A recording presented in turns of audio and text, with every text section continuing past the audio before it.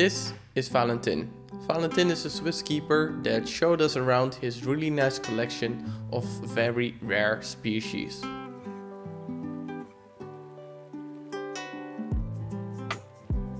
Including a Bronia, which he has been keeping for almost 10 years now, and he actually has successfully bred them a few times.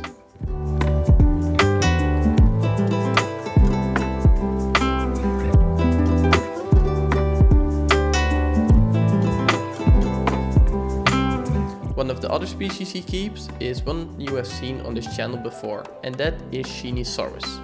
But what you may have not seen before is the way Valentin keeps his Shinisaurus. And in this episode we are gonna spend some time looking at the setup and also why Valentin chose to approach it in this manner. How did you get up with this idea?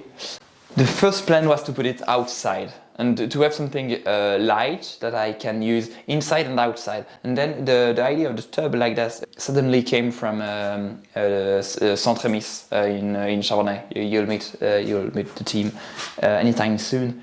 And so yeah, they keep turtles in those big plastic tubs. I think this is a good way to have direct lighting. You can easily put all the lighting you want without any screen. It's cheap. It's cheap for a big size. I have maybe 10 centimeters water on the floor, and I change the water regularly, once a week maybe. Maybe the plan will be to put it outside later in the following year when it will be okay for sure in the inside in the basement. Yeah. I will take more risks and put it outside. And maybe split the group in two, or have one inside and one outside, and see what I can do.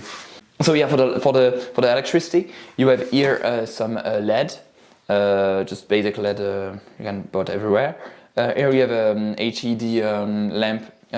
It's a 35 watt. I've put 75 watts, but it was way too much. And the animals weren't in the hotspot anymore. They didn't use it, so now they sometimes go here for a few hours a day. It's quite rare, but they don't get much heat. They often bask to the UVB. I have a UV bar here, and they often come in that branch or even in the fern here or in that tub, and yeah, they really enjoy the UV.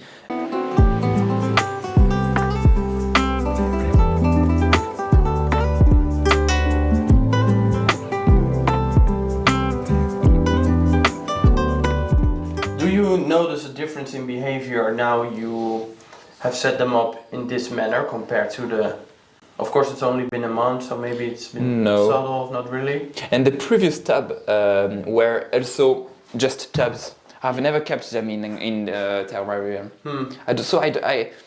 It's pretty much the same actually. Okay.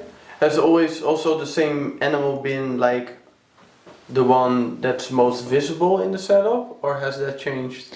No, pretty the same. Okay. Pretty the same. Of course, it's bigger, so it's harder to find them. But I think they are much less active now. It's also easier to have different areas, hill areas, light areas, UV areas, and yeah, they can really choose.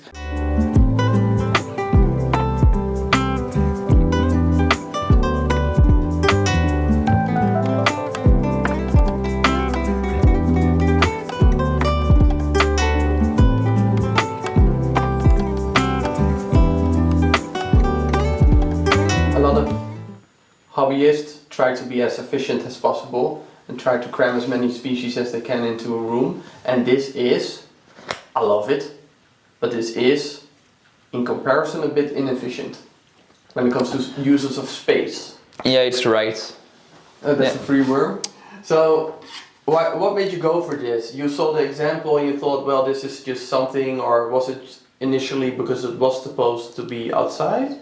I think the place I can easily get for the animals is really the point. Yeah. It's really easy to have a lot of space for them, and it's really if I want to order one more tonight I can. and so I can easily make it more industrial and have one pair here, and since if I have only this enclosure and then this enclosure, it's, I don't know, it's maybe easier to have more animals and to, I don't know how to explain it. You can scale it easily. Yeah, I can easily scale it. It's really easy to clean water.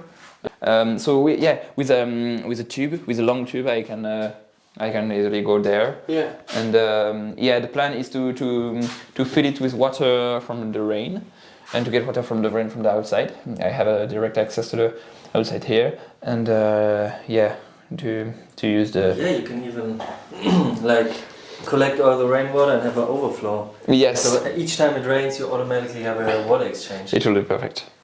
I feel like we talked about it a little bit then, that trying to create like a setup that's that's a great combination of effective and simple keeping, giving the animal space in combination with naturalistic. Mm-hmm. So there's still a whole bunch of plants for them to hide in between, nice ferns, other branches and cork tubes for them to hide in between, but it's still a big plastic tub at the end, and easy to clean, easy to clean, easy to hard maintain. to destroy. Yeah. This won't break. That's important. Cerulean and glass, for example, that's something. I would like to ask you what made you go for this type of species? Because the Shinisaurus is amazing, of course, but why so? Because there's so many species in the same. And they kind of don't really fit what you're... I don't want to say don't fit, but it's a contrast to what you're doing with the Aronias and the geckos outside. Yeah, but I love the species. I love to focus on species that live in higher climates and in mountains or in special climates, and that do experience different season. Mm-hmm. And so this is what I love about Abronia, Nautilus, and all New Zealand geckos, and that they have an outdoor season, they have an indoor season, and they experience a really tough temperature that we wouldn't imagine at the first blink. Yeah, they come from a really special environment. I've seen them in the zoo. I spent a lot of time in Basel to witness them, and I thought, as it was CITES 1, it wasn't possible to import them. I was really happy to get some from Switzerland. And then I discovered it's really easy to import them from Europe. Now it's one of my favorite species.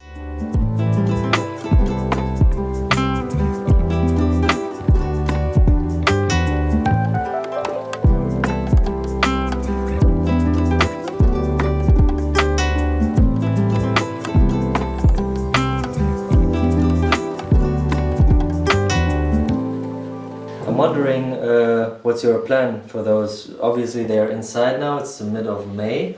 Mm-hmm. Are you planning them to keep them outside too? This year, next year? What's your idea about that? Yeah, I love the idea of keeping animals outside for so many reasons. First, for the UVBs, the natural heat, the natural shade, for the wind, for the pollens. If small insects can come in the cages, for the times it spares me. Because it takes a lot less time. If it rains, I don't have anything to do.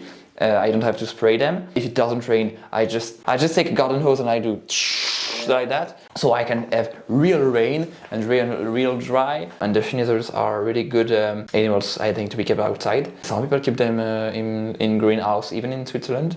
For now, I'm just waiting that tub to be just running all good, and yes, to be experienced with that. And maybe during the winter, I will maybe put the water out and maybe rebuild it, or at least put it in the garden for the following season.